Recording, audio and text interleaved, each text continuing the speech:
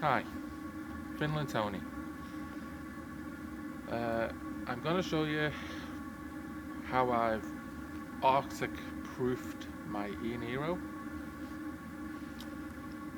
I live in the south of Finland, but I work on the very top of Finland. It's like 1,300 kilometers further north, and I have to travel back and forwards a lot. Obviously, I have an EV. I've been an EV owner for a few years. So I needed a way to use less energy on the heating, and this is the way I've done it. On my previous car, which was a Jaguar I-Pace, I put insulation inside, which was okay, but it wasn't enough.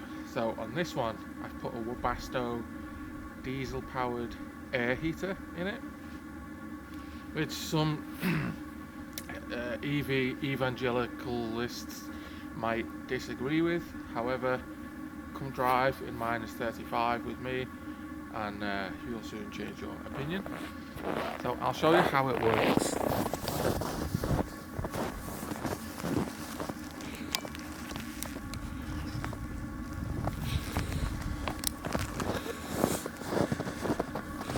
This is my e-niro. Current temperature is -17. Obviously I've put an extra light on the front as well because it's so dark up here. Lots of reindeer. So basically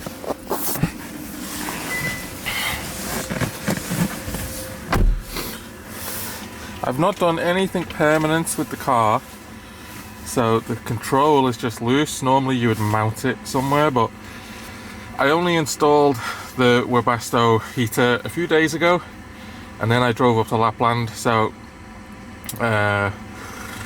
this is really just a test, and then how this test pans out, I will decide whether to install this permanently or take it out if it's not good. But I can tell you already, I just drove 1,300 kilometers up Finland in winter in January. Temps got down to -17 last night as I was driving. I cannot live without this now. The range, so the heating is totally off. So normally you have your heat settings like this, you have your heat button pressed. So I just have it off, completely off, the whole way. The whole way through Finland I had the heating in the car turned off. Didn't use any energy. So on the e-niro, it shows you your instant readouts. And it says how much you're using for driving, how much energy you're using for heating and climate, how much energy you're using on electrics. Really great system. So now, it used to be, with using the car heating, it used to be around 27% energy would just go on heating, and now 0% on heating. 97% of the energy, the battery energy, goes on driving. It's flipping awesome. So I don't know how it correlates to range exactly yet, because I've only had it a couple days. But let's assume, I don't know, 23% more range. If that 23% or 27% is no longer going on battery, on the heating, now I've got 23 or 25% more range. I don't know, but either way, I do have a lot more range. I can get. Yesterday was -17. I can get well over 300 kilometers even at -17, and it was snowing like crazy yesterday. Consumption was really high. I wouldn't have made it up here if I didn't have the Webasto for heat. I would not have made it. I would have been in a bit of trouble actually, because I didn't expect the roads to be as bad as they were. They hadn't been plowed. Very loose snow on the top, like about 5 centimeters thick, and your energy consumption goes up. The rolling resistance skyrockets in loose snow. at 80 or 90 kilometers per hour. So yeah, the Webasto saved me last night. So just that dial. You can set it on different you know, settings. I've got it on maximum, so it's pretty much on the whole time. If you turn it down, it cycles on and off, so it's on like a minute, off a minute, on a minute, off a minute, and so on and so forth. You can have it really quite frugal. But now we're in minus 17. I just have it on the whole time because it's only 2 kilowatts. The heat output on it is 2 kilowatts. The heat output on the car is like 5 or 6 kilowatts.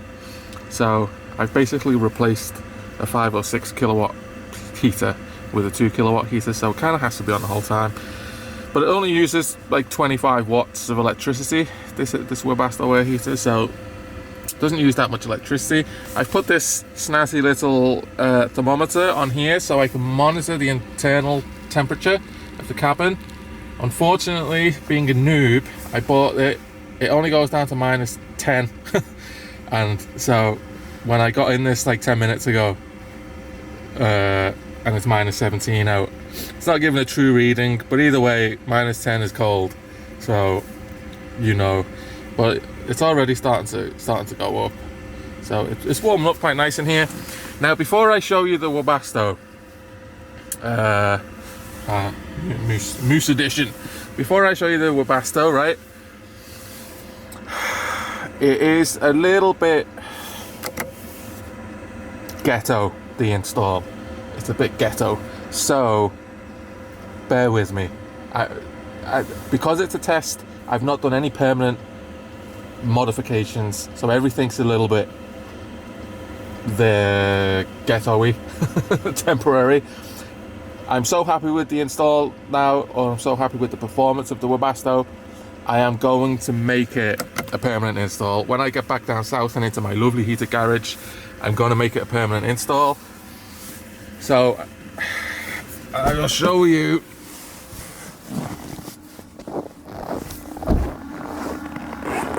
Here's a full EV.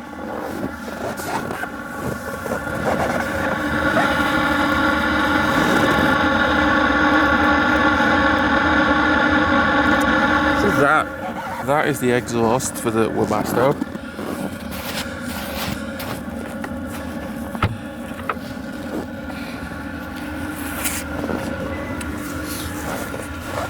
So it looks pretty stock, eh? That's just my insulated window thing. Still got a full boot space. The only thing that gives it away is this pipe coming from here, and then my very ghetto pipe that is not meant for this Webasto whatsoever, but it kind of works.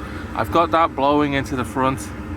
I did just have this black pipe here blowing air, warm air all over the car, but it wasn't enough. So I've directed the heat to the front of the car now through the headrest. As I say, very ghetto, but I'll do a proper neat install, take all this stupid pipe out and route it really nice somewhere, maybe behind panels, use insulated pipe, maybe a diverter so I can divert heat under my seat and then above or something. So yeah, it's got a false floor, 2 false floors in the e-niro, ton of space in here. So there it is. I've got an oil drain pan as the diesel tank. It's 10 litres, but surprisingly you can fit 12 litres of diesel in it. Small tiny pipe. I've drilled a hole and that goes into the Webasto. Now, sorry. Warm air goes in from the back there, gets heated inside, comes out through this pipe and into the exhaust pipe, goes out through that hole that was already there. So I've not had to make any alterations whatsoever for this. That battery runs it. I cannot risk having a flat battery in the Arctic, so This is not connected to the car electrics or the car systems whatsoever. It's a totally standalone system. Runs off its own fuel, runs off its own battery. Yeah, it's not connected to the car whatsoever. So how I charge the battery, and this is the really cool, see those crocodile clips? This is the really cool part. I have a trickle charge battery charger here, which is charging that battery as we speak. Whenever you power on the car, the e-niro, this turns on. Whenever you're charging the e-niro, this turns on. When the car's off and not charging, this is off. So there's no danger of flattening the battery. Is that a fancy charger? DC to DC, battery to battery charger? No, it isn't. That is your typical normal house or garage trickle charger. Run a cable here, and in the back of the e-niro you have a 220 volt outlet, and it can take 200 watts, which is fine for that trickle charger. And that it's just fit and forget system. It's just flipping awesome. So that battery is always charging. It's the whole system, because I'm not going to use it in summer, it's only for crazy cold winter. The whole system is easily removable. I can put my false floors back in like 10 minutes. 10 minutes I can remove all the gubbins, pipes, fuel tank, battery, Webasto, put the polystyrene things back in here, and it's totally back to standard. No permanent modifications or anything. But I am going to make it a bit neater, and I'm going to get a proper fuel tank as well, a metal fuel tank. I'm not too happy with the plastic one. So I am going to make, now that it's passed all the tests, it does work, it does improve range. I will make a more permanent install. So let's see now. It's been on for like 15 or 20 minutes.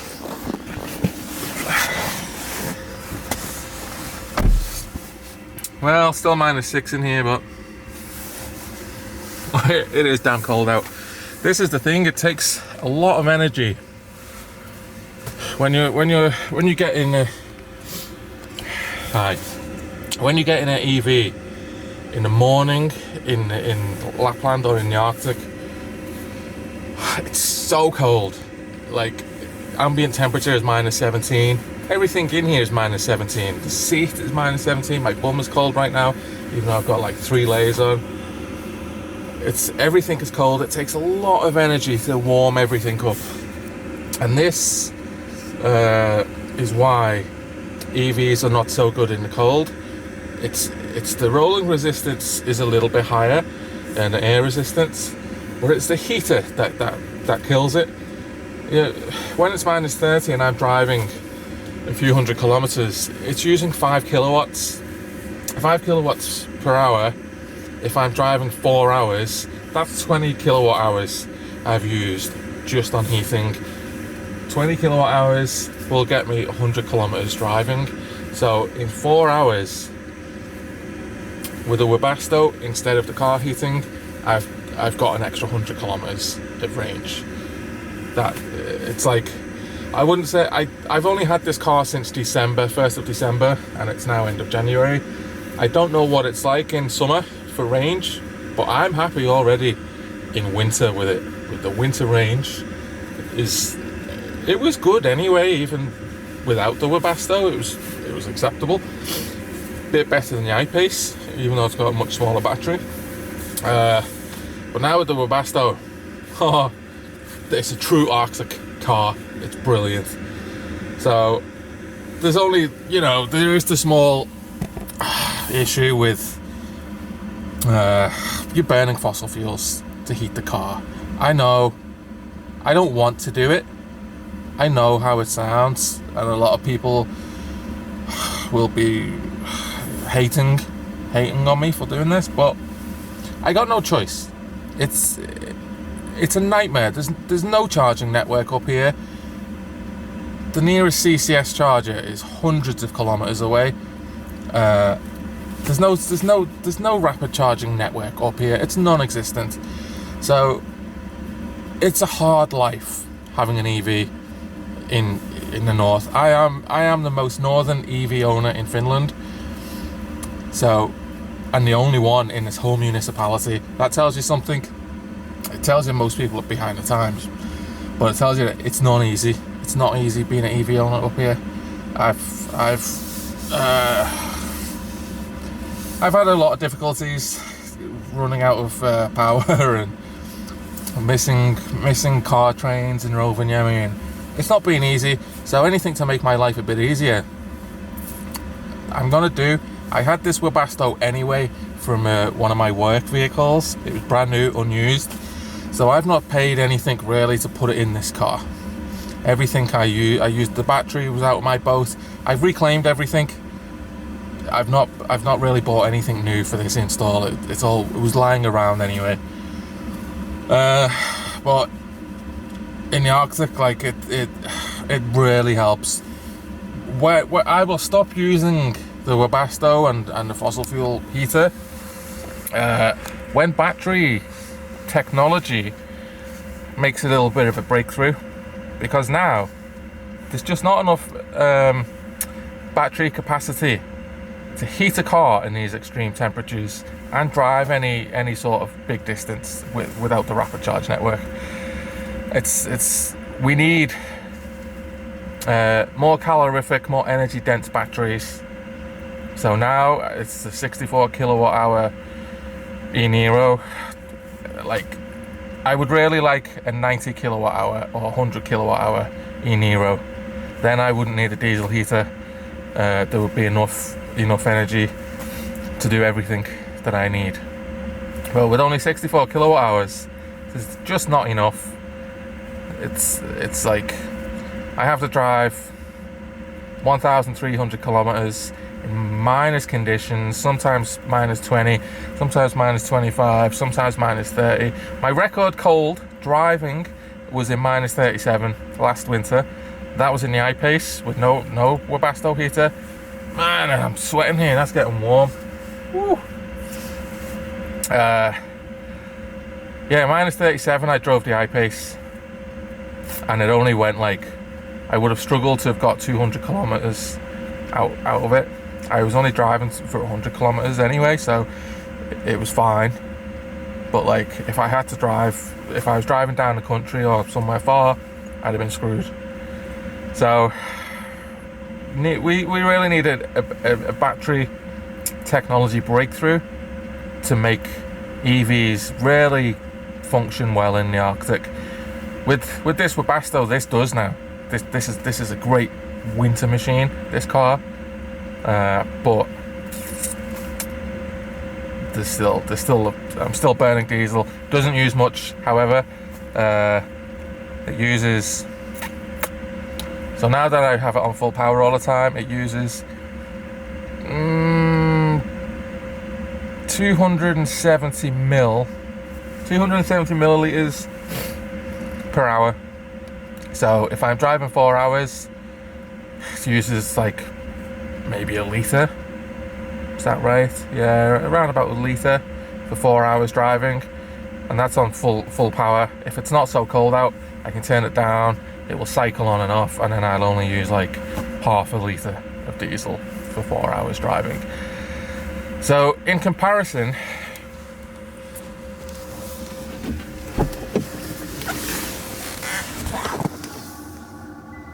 there is my old 4x4. I still have it, Mitsubishi Pajero. That uses 15 litres per 100 in diesel, and I've swapped it for an EV that I mean, I've got a ton of solar panels on my house as well, so my carbon footprint is pretty low. Not at the Lapland house, but my house in the south of Finland. I've got like 10 kilowatt solar and a little wind turbine. I'm pretty good with my old carbon footprint. I've got even when I use electricity at home, I'm on a carbon neutral contract. So my conscience is pretty clear. I don't mind using half a litre of diesel or a litre of diesel on a 4-hour drive in the Arctic. That, like, I'm fine with that. I can see why some people will hate it. I get it, but it's a necessity. It really is. So yeah, if you're interested in getting like a diesel or petrol powered heater in your car and you drive in cold climates, I would say do it. Absolutely, definitely do it. If you get over like the moral thing that you're still burning fossil fuel. But I mean, it's still much better than a hybrid. So I can still drive. I'm still driving like 350 kilometers on carbon neutral electricity. I got a tiny bit of diesel for heating. But I would absolutely recommend it. This was a test. It's passed the test for flying colours. Man, it's getting warm in here. Even though it's only showing 0 degrees now. I've got like serious winter gear on. These boots are rated to -100. I got like 3 pairs of pants, got padded everything. Yeah, so this feels warm in here already. And it will probably get to around 20 degrees Celsius if I keep this on for a while and I am stationary. Once I start driving and the cold air starts hitting the windscreen, the cabin cools down with the wind chill factor, so it will drop down to about 14 degrees. So if it gets to 20 here, I pull away and then I start driving, the cabin will cool down to about 14, which is still plenty warm enough. When you've got all your winter gear on and everything, it's still plenty warm enough. If you do get cold, you can always turn the car heating on. It's not a crime to turn it on. I had to turn it on a little bit driving up because you see the snow down there. The heat of the Webasto doesn't go down low, doesn't go to the floor. I need to address this issue. So my feet, driving up, I didn't have these boots, so my feet were absolute icicles driving up. So just occasionally I would put the heating on and I would put it